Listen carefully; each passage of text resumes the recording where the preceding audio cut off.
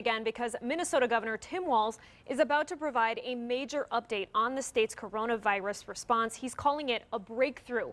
Walz is now beginning his update. Let's watch that live. It's really great to see the collaboration and making sure we're getting out factual information. Commissioner Malcolm is going to update us, but I think it's important to note we're going and had announced a little earlier today we had 19 fatalities. This has been Minnesota's deadliest day of COVID-19 deaths, and also 154 new infections in a testing rate that was staying relatively similar. So this is appears to be we're climbing that slope. These have been and this is the day of the highest infections and highest fatalities. So we extend our sympathies. Every one of those is a life story. Everyone is a brother, sister, spouse, grandparent. So extends our deepest condolences. But I'm glad to be here today with the other day when Doug Baker was with us, he mentioned when you have a really tough problem, one of the management truisms is you smother it with talent. I can tell you today, we are smothering this issue of testing with, I would argue, talent better than any place on the planet. And the collaboration that we're going to announce today and the work that's been done to put Minnesota at the forefront of making sure we can test and then just as importantly trace and then equally important isolate those cases so that we can get on top of hotspots so that we can understand the extent of the infections and so we can do what we've been talking about from the beginning of this. As I asked folks to stay home, as we made incredibly hard choices around our lifestyles and our families, the plan was relatively simple sounding, much more complicated to carry out. The first is to make sure that we had the resources at our hospitals, the personal protective equipment, the ventilators, the rooms, and the capacity to build out once the infection started to spread through our community. The second piece of that was to ensure that we were starting to have a plan that we could isolate and protect the most vulnerable, know who had this, and then look at ways that we could get some of the testing done, both the PCR testing, on the molecular testing on the front end, and then serology testing. And I think all of us, again, we want to be very clear. There is no easy fix on this. If you've seen one serology test, it appears like you've seen one serology test because they are not all created equal and they don't have the same outcomes. But the difference, I think, in Minnesota is the quality of the infrastructure of our healthcare systems and the ability of the research communities that surround them with the University of Minnesota and other institutions and the experts you're going to be hearing from today to put together a plan that actually gives us the best chance, I believe, to do that massive surveillance testing that we're seeing works in other countries. It's working where it's been deployed, and then to start talking about the things that people want to talk about. And I want to stress again, the cabin fever people are feeling, the sense of dread they feel around their businesses and their jobs. That's permeating all of our thinking all of the time. Wanting to get back to work is not the same as planning to get back to work. And I think the thing that we have been shooting for is to be able to announce today what we have done. So I'm proud to stand with these folks. You're going to be hearing from Dr. Jacob Toller, the Dean of the University of Minnesota Medical School and Vice President of Clinical Affairs. You're going to hear from Dr. William Maurice, who serves as the President of Mayo Clinic Laboratories.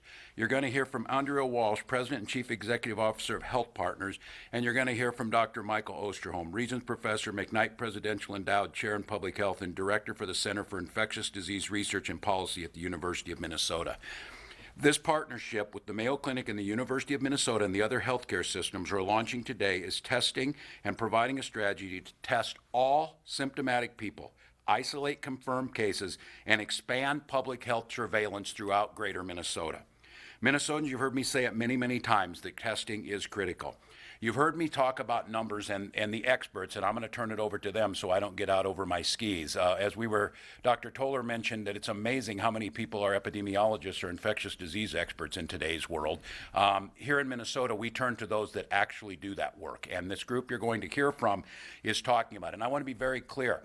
Testing the folks who are symptomatic. When you hear somebody went to the hospital and has symptoms and can't get a test, those are horrific situations, mainly for the person individually, the treatment that they could get, but it also talks about the spread of this. Asymptomatic, those folks that have the disease and are asymptomatic and are spreading it to others, so we have to know that. So the capacity that we're announcing today has a capacity to test 20,000 Minnesotans per day. The increased testing and tracing will improve our control of the pandemic and help us think about those strategies to start reopening our society. The partnership will improve control over COVID-19 in Minnesota through increased public surveillance and research. The Mayo Clinic, the University of Minnesota Department of Health will facilitate contact tracing efforts for better control of the infection. They will identify emerging hotspots of infection for rapid intervention before they become critical, and we've seen this happen, where we have to shut down critical industries. They'll collect data on prevalence, geographic distribution, and barriers to care for the virus. And they will conduct groundbreaking research on COVID-19 to find the means for the cure. Some of you heard me talk about this, the Minnesota moonshot. At the State of the State, I told the story about this is not a state that's going to just get through COVID-19. This is a state that's going to lead this nation and the world out of this. The folks that have gathered here today are part of that team, and there are thousands behind them doing this. The plan that we put in place should allow Minnesota to be testing at a rate higher than any place else in the country and potentially the world. It's going to matter, and I can't stress this enough. None of this will matter if we do not continue to practice our social distancing that made Minnesota help to flatten the curve. I want to be very, very clear about this. This is not a pass that everything's back to normal and it's all easy from here on out. It is one tool in a toolbox that leads us in that right direction. If we deploy this correctly, now that we have the capacity, if we do the work necessary, when I say we as Minnesotans, to continue to social distance and be smart, we've got a path that can lower the number of infections, that can ensure the hospital capacity is there for those that are most vulnerable, and can give us that path back to start opening more of our society so that people can do what they need to do. So please note that one of the things this allows us to do, the lack of testing and the lack of the ability to get into communities, our homeless community and others, has left us blind to exactly how deep this problem is in those communities. And so increased testing allows us to test those communities most vulnerable. It allows us to get a handle on, and I can't say enough about Paul Snell and the folks over at the Department of Corrections, but as you're seeing across the country, anything that's a congregate care living situation or a congregate care work situation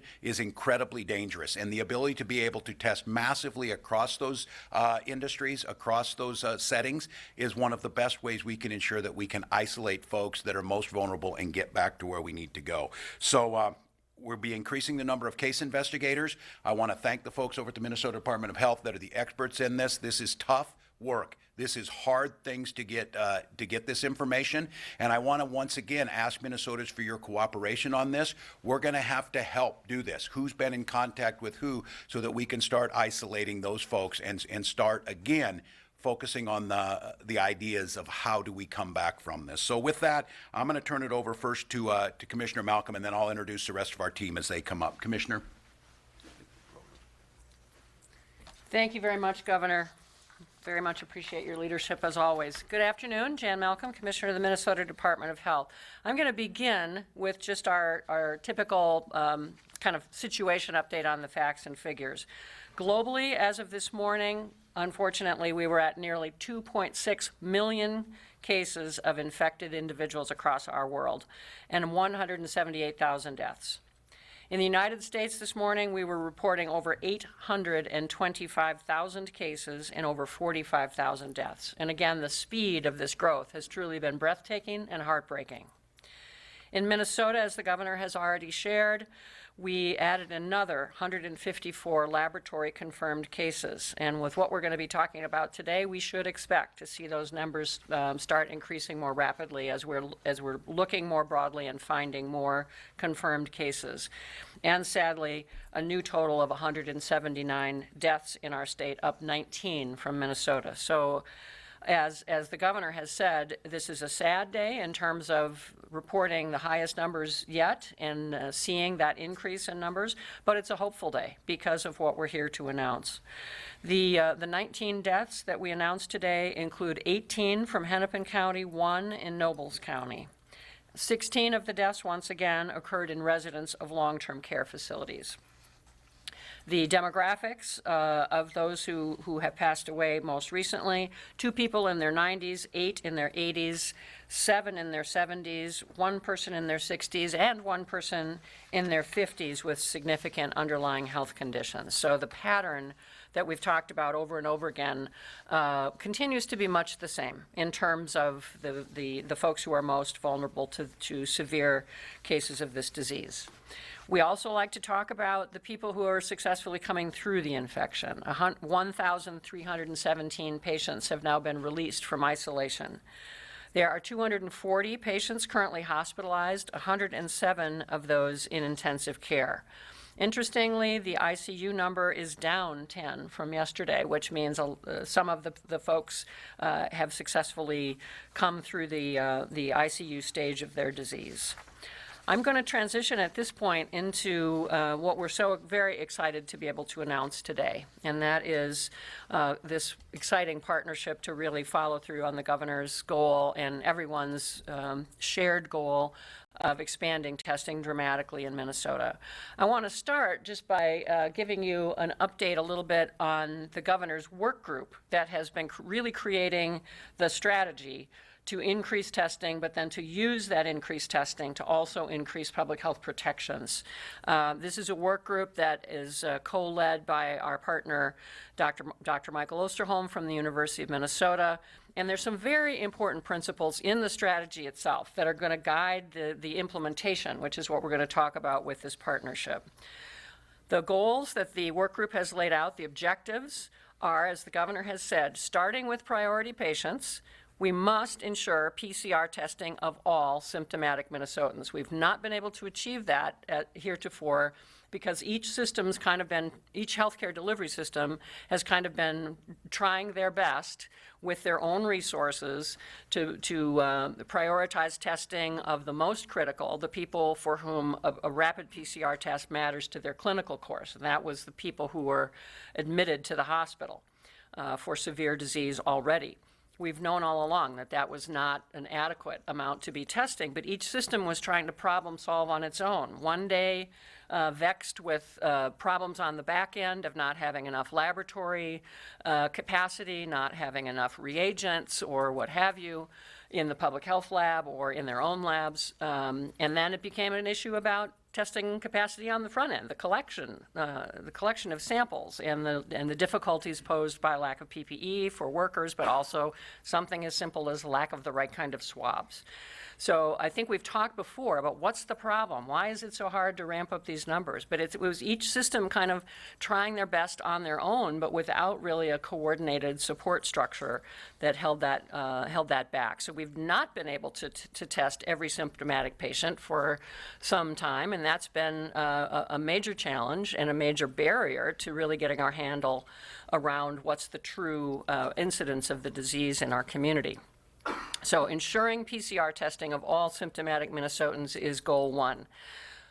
And we believe very strongly that both PCR testing and serologic testing, as we're able to figure out how best to deploy that, really need to be done with the fastest possible turnaround time. That means testing as close to home as possible so that we can really maximize getting that information into the hands of clinicians immediately. And, very importantly, testing, both PCR and serologic, need to be conducted strategically. As the governor said, it's not just about throwing a bunch of tests out there indiscriminately. We need to know which tests are most indicated in which situations, both to meet public health goals, which include goals supporting clinical practice, so diagnosis and treatment, and that's the PCR, molecular side of this, but also the population health goals, surveillance and containment of spread. So we need to be strategic and understand what we know and what we don't know about the appropriate role of each of these tests and how good the tests are and what they're good for and what kind of situations. So we intend for this strategy to drive a really smart application of these tests, not just tests for test's sake, but because we know what to do with the results for both clinical and population health goals. The work group has also developed, in addition to these broad principles, some strategies. It's got to be about rapidly and increasing testing capacity throughout the state. Secondly, it has to fully utilize available and growing existing capacity in hospital-based labs, reference labs, and research labs. So this is not about taking testing capacity away from one to give it to another. Andrea Walz will speak about what Health Partners has been doing. Hennepin Healthcare has also been building a lot of capacity that we're going to need, especially to test some of our priority populations. So this is about maximizing everyone's capability, but doing it in a really coordinated way. Resolving supply chain issues, taking advantage of the purchasing power of the large reference labs, and making sure that across the system we're able to actually share those supplies in real-time basis to make sure that we can get the testing to where the patient and population need is. Reducing cost barriers. We have a commitment that no Minnesotan's going to not get a test because they can't afford it or they don't have coverage. This is to test every Minnesotan with specific focus on vulnerable populations. We've got work yet to do, but we know it's very important to figure out how to work inside a very complex billing system to make sure that we're maximizing every dime of revenue coming into this system that we can. So what we're announcing today is both some of the principles behind the testing plan itself, and I'm not talking today as much about the other end of the continuum. That is what we're going to do with all of this information to ramp up the contact tracing, the disease investigations, the contact tracing, and then the isolation and quarantine strategies, which are going to be done in close coordination with our partners in local public health, to make sure that we can quickly use this information to do the disease investigation and control part of this process. We can talk about that more at another time. But what we're here to announce is both the principles of this statewide plan, but also this phase 1 agreement, which we literally have just this morning executed. And I want to thank my partner, Commissioner Myron Franz at Minnesota Management and Budget, who really helped in close coordination with the healthcare systems and our two central laboratory partners here to put together in incredibly short time the specifics of how we can start this as fast as possible. So we're calling this the Phase 1 agreement to implement this strategy. This is an agreement between the major hospital systems in the state to all sign on to these priority goals and to work collectively, not just individually, but as part of a cohesive whole, with the need for central lab capacity to support and augment the current capacity that exists in the health systems. Mayo Clinic and the University of Minnesota came together just in recent days to agree to collaborate to create several critical things. First, this central lab capacity to accommodate the expanded testing volumes that the state needs. Second, building what we're referring to as a virtual command center in coordination with the health systems and the Minnesota Department of Health to manage the daily flow of testing to assure that these increasing goals are met. And this partnership also brings us the capacity to partner with the state on cutting-edge analytics and research to inform, again, the proper and best and highest use of these tests to achieve both the clinical and the population health goals, but also the ways in which this real-world learning that we're doing, this applied research capability that we will have to inform the best testing strategies, the best containment strategies, and ideally feeding into the search for treatment as well as prevention. So it's a big deal. So what we are doing today will be issuing another health alert message out to the health alert network statewide, is to set clear direction to the health systems, and I know the CEOs have already begun to do this, that we're removing any confusion about who needs to be tested and saying every symptomatic Minnesotan must be tested as soon as possible. We want to stress intensive testing of vulnerable populations, including, as the governor has said, and as you have seen in our data, Minnesotans living in congregate settings and those experiencing homelessness, staff that serve these vulnerable populations, healthcare workers, specifically communities of color and American Indian populations whom we know are at higher risk of severe disease, and also workforce for critical infrastructure. Since day one, the governor's been talking about the importance of the daycare infrastructure and of those who are working in critical sectors. And one of the things I'm most excited about is the opportunity to work in this really cohesive way with these partners to be able to better more quickly respond to the hot spots that we're seeing come up. That's just going to be critical to both controlling the spread of the disease, but also supporting those specific populations and learning best how to do that. So what we have just executed to build this mechanism and to start hitting these rapidly increasing testing goals is being funded. This first phase, which is a fast-moving phase, we're talking about a few weeks here, to get this built and to ramp up the testing volumes to where we're talking about. We're funding that with a $36 million withdrawal from the COVID-19 fund, which the legislature thankfully gave us a great deal of flexibility to be able to move fast on opportunities like this when they present themselves. But we will also immediately begin partnering with the legislature on how we will follow this science, how we will use this capacity that's being built very quickly in order to really roll out the broader, longer-term plan for Minnesota. That is going to take a lot more resources and a very close partnership with the legislature to figure out how best to deploy Minnesota's resources, as well as to take the best use of the federal funding that we hope and believe is on the way. So I couldn't be more grateful to these partners and prouder of our state's collective approach to this, to say we're going to do this together.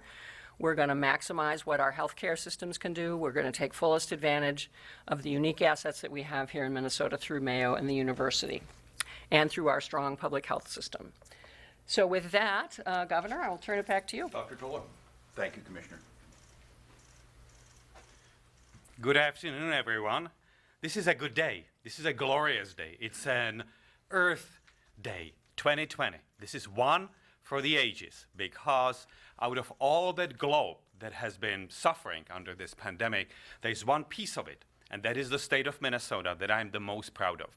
This is why, because we have a leadership in the governor, in the commissioner, Malcolm, Commissioner France, and others, that understand the enormous power of science in making decisions on societal basis. So that ability to understand what is essential but invisible, as Little Princess in Saint-Exupéry, that is what's behind our effective ability to respond to this pandemic. So thank you, Governor, Commissioners. Thank you for the leadership in the state. Almost equally, I am grateful to President Gabel. President Gabel is a visionary leader of the University of Minnesota, and she represents the land-grant university, which is the first dictum of which is to serve Minnesotans, serve the community, and really deliver on what we need to do in the state of Minnesota for the patients, for their families, and for everybody there. So whom I represent here are the people that are behind that science that has changed medicine and epidemiology, for that matter, from magic 200 years ago to actually something you can do something about. So we are no longer to be seen in this state as victims of this pandemic, but rather vectors. You can deconstruct that. You can do something about this. And all these prognostications, all these Twitter storms, all these, social media events. I'm not big on social media, but my teenagers tell me. It is the one reason that I can think of why the prognostication is important is to change it. Do something about it. And that's why Minnesota is different than others. That's why Minnesota and its university is seen as a information and action hub, national and internationally, because we have been able, under the President Gabel's leadership, to actually deconstruct that problem and represent, the science behind it. So what is the science? The science started from the, I'm going to talk about the testing because that's why we are here today.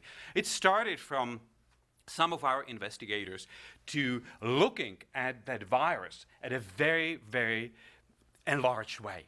And so the virus looks like a chew toy of your dog. It has these little spikes, and with the technology called cryo-electron microscopy, they've been able, at the veterinary medicine and the medical school, able to understand the interaction between the cell, which is the epithelial cell in the lung, and the virus itself. From that, we have taken that would be like beginning of March or end of February. We've taken that, and my Center for Immunology at the university has taken that and developed a antibody testing, serologic, testing, whereby we can detect the response to that chew toy of your dog, literally speaking, the spike protein of that. And from that, we have taken it to the lab.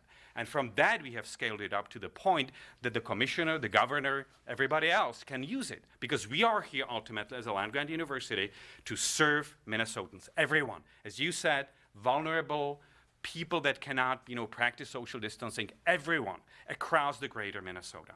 And that's why we do this.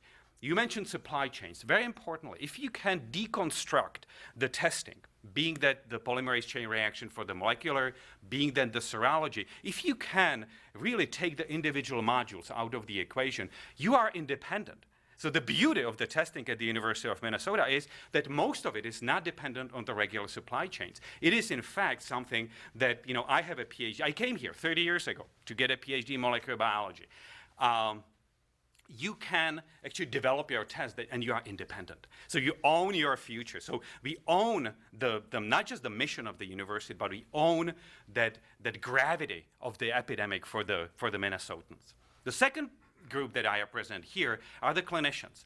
I think you and the governor mentioned it at the beginning. This is personal. This is 2,000 people is a statistic. If this is your grandmother, this is not a statistic. This is something that's gonna change you and me and others for the rest of your life. So this is important because these clinicians that I represent, and with my partner James Hereford on the mHealth Fairview, we have this COVID-19 hospital in Bethesda, not that distant from here. That is where these selfless, utterly exhausted people practice not heroism. It looks like heroism for where you stand, because it's so distant. From their standpoint, it's an act of decency. I am doing my job. That's what they do. And my work, my service is to them, with my teams, is to support them with the protective equipment, with the ventilators, with the swabs, with the antibody testing, with the serology testing. That is why the University of Minnesota teams, we have started 2 months ago to build new lines of the masks, new lines of the low-cost ventilators, new lines of the molecular testing and serology testing, this COVID-19 hospital, research that goes behind. This is a different disease, by the way, than influenza. This is really different than the other coronaviruses. These are these small clots that go to the lung, go to the brain, go everywhere, to the kidneys. This is different, and we need that science to really, be able to do that. So what you need to know is we trained for this. This is, I'm an intensive care unit doctor. I'm a bone marrow transplant physician. I deal with people that are very, very sick. And we trained for this. We built for this. We have 6 health science schools at the University of Minnesota, with College of Science and Engineering, College of Design, mHealth Fairview, and of course, my dear friends and colleagues at Mayo Clinic are in that partnership together. So what we really are here to do is to provide that service to the greater Minnesota, not just Metro. People should get excellent health care, not because they live close to a big hospital or they have a good paycheck. No, everybody. The access to reasonable medical care is, in my opinion, a fundamental human right. It is something, that should be allowed to everyone. And that's why I'm proud of this state. And we should move that inevitable initial emotion, which is that one of fear and pity, that all of us are exposed to, in the realm of the pandemic, to a scientific, moral, almost symbolic responsibility for the sickness of our Minnesotans. So I'm here for that, and thank you very much. Thank you, Dr. Toller. Governor. Dr. Maurice from the Mayo Clinic. Thank you. Thanks, Dr. Toller. Well, first of all, I just want to thank you, Governor Walz, for your leadership, and Commissioner Malcolm. As a person who's raised his family in Minnesota, I just want to say how incredibly proud I am to be a member of the state, and humbled to have such great partnerships and so many good colleagues around the state to work with.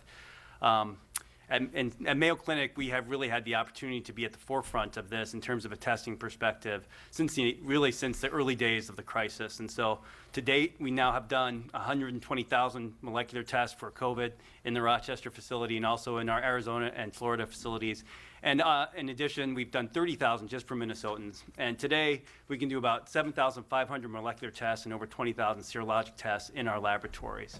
Again, since the early days of this hitting Minnesota, we've been working with the other great healthcare systems in the state, the other great providers, to see what we could do to make that capacity that we have in Rochester and at Mayo available to the other providers and people in the state. And also been very grateful for working with other state leaders and Governor Walz and other state leaders to make that capacity available through the Department of Health as well. We have helped with some of the backlog issues there.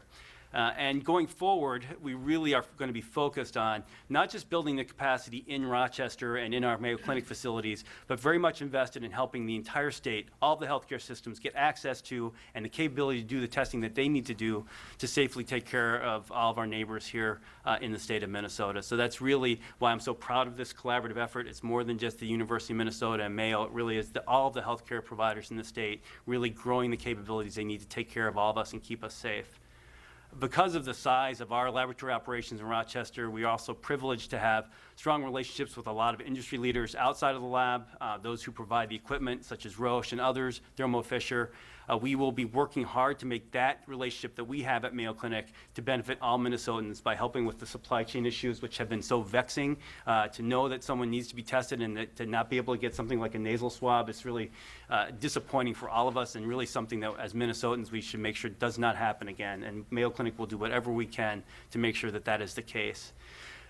Also, I mean, it's often not known outside of Rochester, but we do testing for patients around the country and around the world. We did 25 million tests in Rochester last year alone. We want to make sure that that infrastructure that can provide safe and reliable testing to anyone that sends it to us, typically within 24 hours, is really focused on the state. We have been prioritizing state needs since the inception of this. We will continue to do so.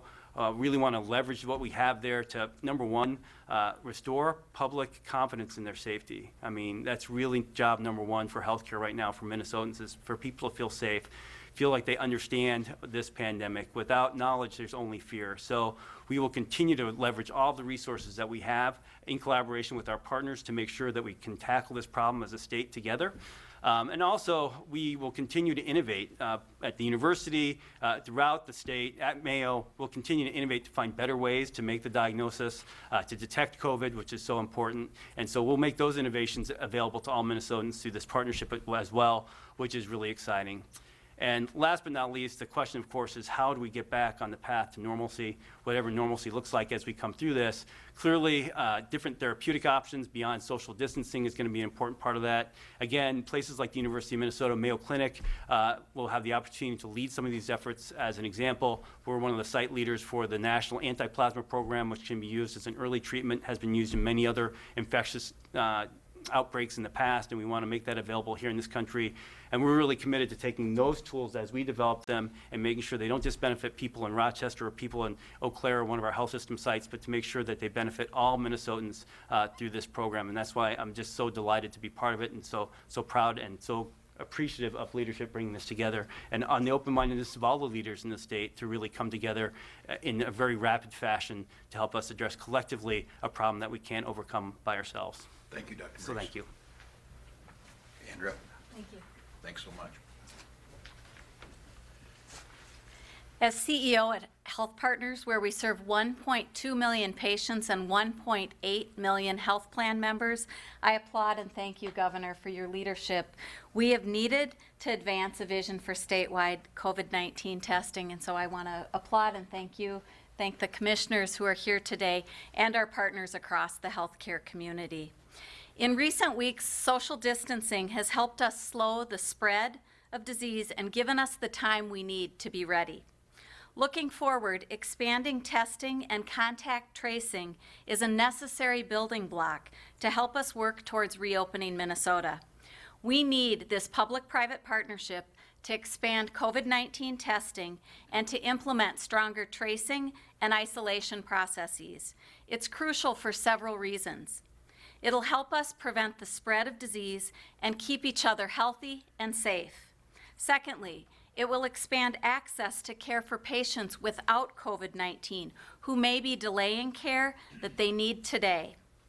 Third, we'll also be able to expand testing while we continue to do the tests that we need to protect our doctors, our nurses, and care teams. For example, when a caregiver gets a negative test result, they can get back to caring for patients instead of being quarantined for 14 days.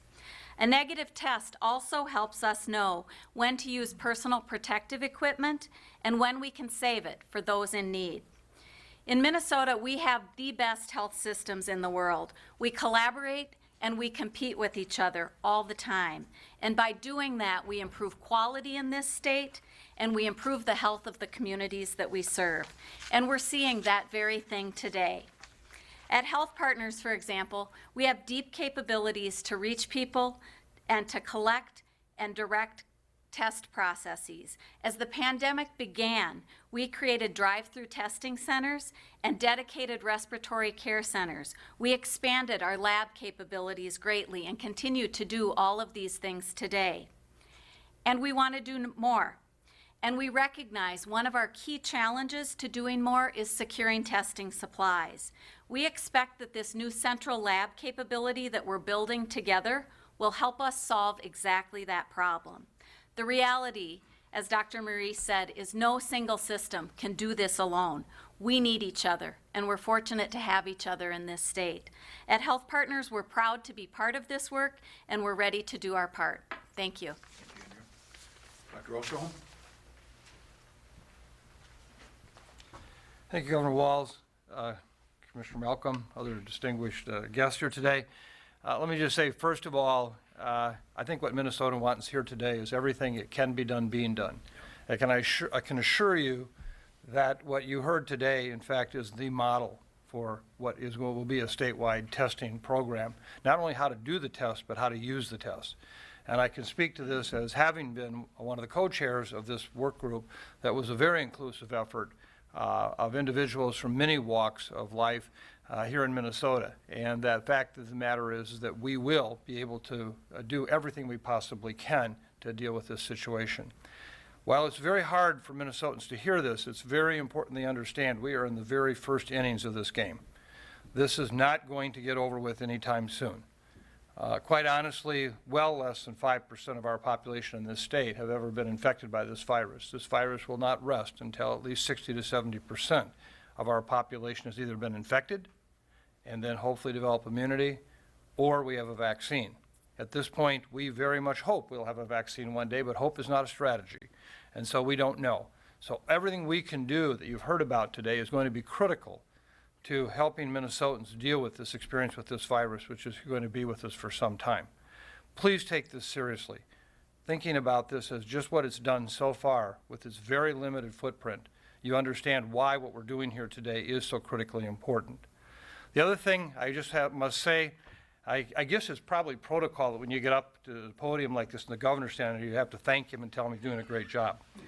But let me add a personal, professional perspective to that. I've served 2 Republican governors, 2 Democratic governors, 1 independent governor as state epidemiologist. I've served roles in the last 5 presidential administrations, including this one as science envoy in the State Department last year. And I can honestly say, I would say this, regardless of who was standing up here if I didn't believe it, that in fact this is as good a response that any state I've seen has been able to do. And I thank you on behalf of my kids and grandkids who are residents of this state for doing that. And I think that what we all have to also understand is we are going to have hard days ahead, very hard days, and we have to hang together.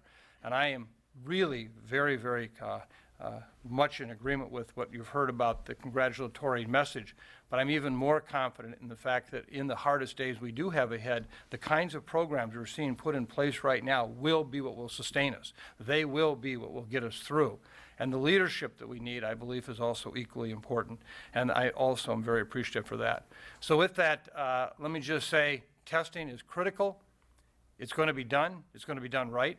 How these tests are used will be done. It'll be done right. And I think that's what Minnesotans want to hear today. That's what Minnesotans want to know. Are we doing what we can do, what we must do? And thank you, Governor, for making that happen. Thank you, Commissioner Malcolm. Well, thank you, Mike. That means a lot coming from you since you are more well-known than I am in Minnesota, so for your work that you've done. To this entire group, on behalf of 5.7 million Minnesotans, I say thank you. And to the Minnesotans that are out there, these people that you see here and the institutions that they represent, and a thank you to Dr. Faruja at the Mayo Clinic and to President Gable and to all of the CEOs who Andrea Walz is representing in all of those. This is what the investment over 150 years into our great land-grant university and 100 years of investments into our healthcare systems has made, that we are prepared to take this on. We're prepared to do it together, and the country needs us to do it. So I am grateful for that. I am grateful for the incredible partnership and the thought. There's a few people that I do want to thank in this. I think it's important. We've got some chairs in the legislature working really hard as partners with this. Chairwoman Tina Liebling in the House and Senator Michelle Benson in the Senate. These folks are working hard, and we know we partner together. It's a time of emergency, but the importance of that legislative body of thinking about this, helping build these coalitions, we're going to need to go for the long haul. The one thing Dr. Ostrom tells you the way it is. This is a folks that are grounded in science and grounded in outcomes. We've got work to do here, and we're going to have to band together to get it done. And I'm going to, before I take questions, thank Chris Schmitter. There's a lot of names you don't hear a lot of. He's the chief of staff for my office, and those of you who understand how things work, this is one of the hardest jobs in state government, and it's one that I couldn't have found anybody else better to do that. With that, I would take questions for this whole group, and we'll just bring them up if you ask them. Let us know who you want. Governor Ken Durdahl with KARE 11 News. Minnesotans and Americans have heard promises about if you need a test, you will get a test. In the past, it's been pretty well publicized. What should Minnesotans expect in terms of any kind of timeline to see that happening, and who should they hold accountable if they don't get the test that they want? Right? Me on that, and that's the way this has to be.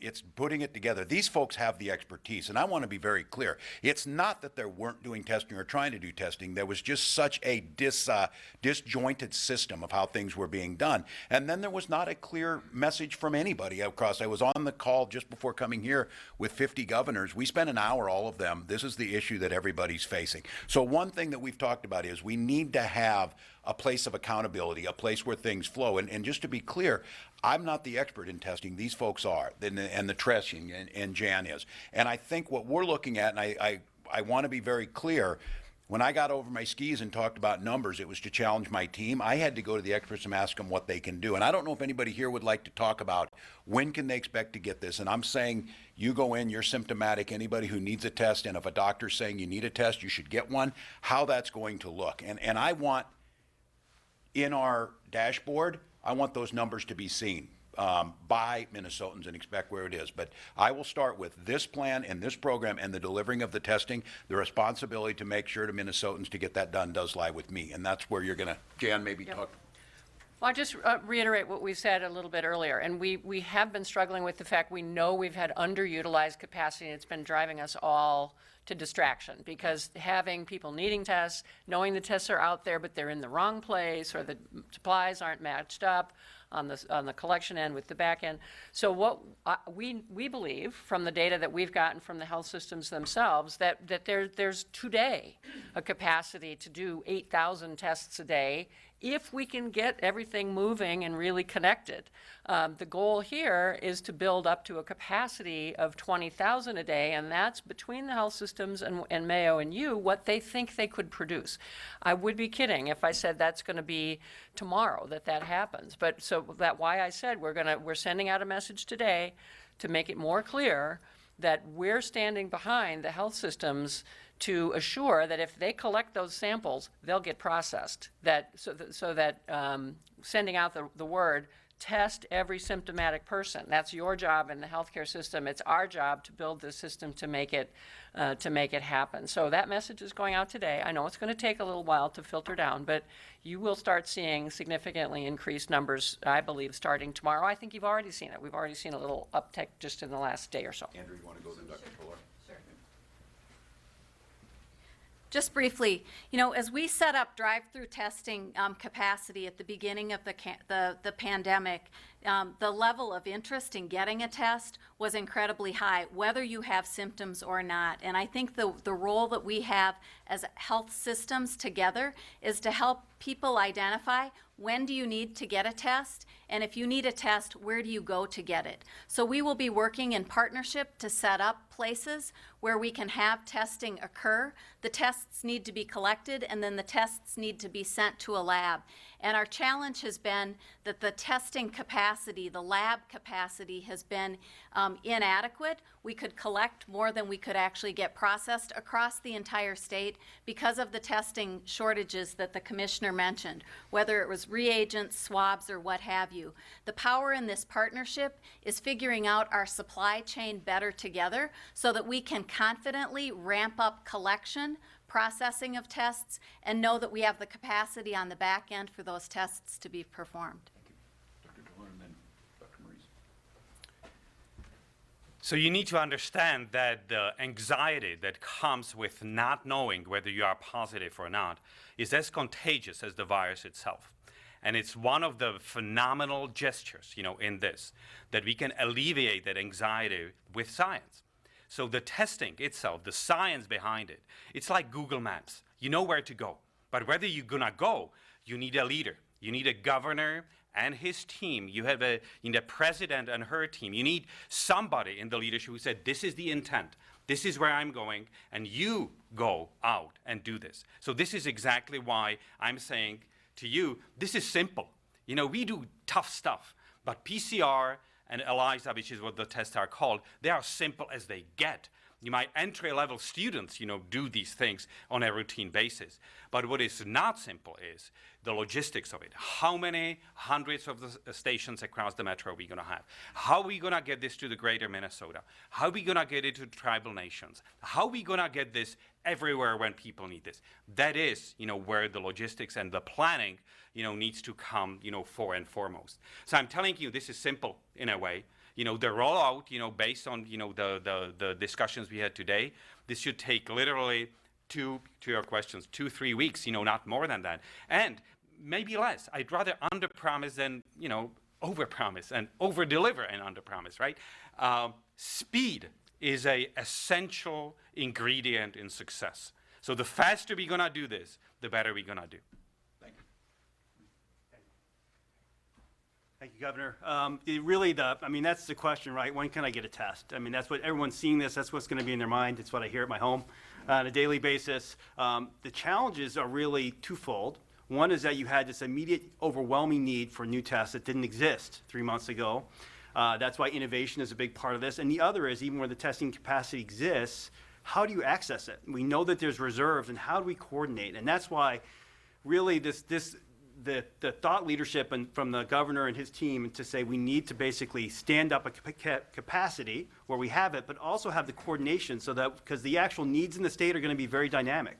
There might be one area that has a pending outbreak that if we're going to accomplish what we all want to do, we're going to have to focus resources there. And this will allow that level of coordination, allow us to have the capability to build up capacity more quickly before it can be disseminated out through other health systems, to do that early to serve all Minnesotans. And then last but not least, it's really about the thought leadership and that's why I'm so proud of the state, because it's one thing to have the information. Really, who needs the information most acutely, right? How do we prioritize to make sure that people really needing the testing get the testing?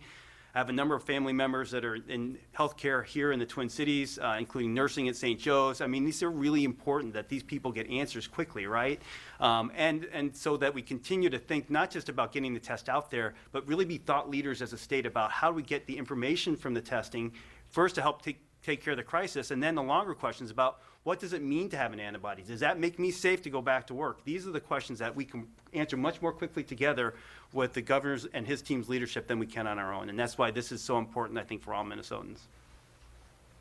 Logistically, what is it going to look like for a test to get to someone in greater Minnesota who's sick, or a critical worker, or one of the other classes that you talked about? And who's responsible for getting that test to that person? Yeah. I'll let the doctor. I was hoping that the governor was going to say, I am responsible. I never That was a read really good response, I thought. I never read the dissertation, so I don't have that. Essential, fundamental question, ma'am.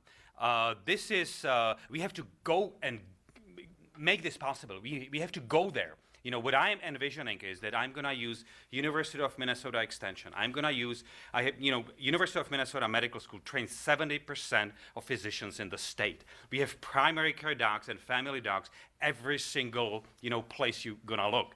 We can deploy, these tests in that direction, and people know how to find their local doc, right? So that's one. The second one is, and I think it was Dr. Maurice who said this first, this is really important to go and target populations and groups, long-term, facilities, living facilities, again, tribal nations, it may be a plant, in a, food plant or so. You have to go there and actually make it available, make it easy for people to do the right thing, and make it easy for them to really have the chain back, which is to get the testing within, I would say, 24 hours, is the very reasonable turnaround. And then let's not forget, some of the people need to be tested more frequently than just once, because my healthcare workers who go and take care, nurses, pharmacists, clinicians, doctors, go and take care of these COVID-19 patients in Bethesda Hospital over there in St. Joe's, they are exposed every day, right? So they need to be. And the last group that, let's not forget, I have patients with cancer, other disorders. They are waiting now, for surgeries that they absolutely have to have, right? I need to get them back. We need to serve people who are not COVID-19 sick, but they just happen to be sick equally. Dr. Maurice, you want to follow up on that? I think this one's really important because these are the questions I asked, and I think operationally, maybe these two can give really quick anecdotes.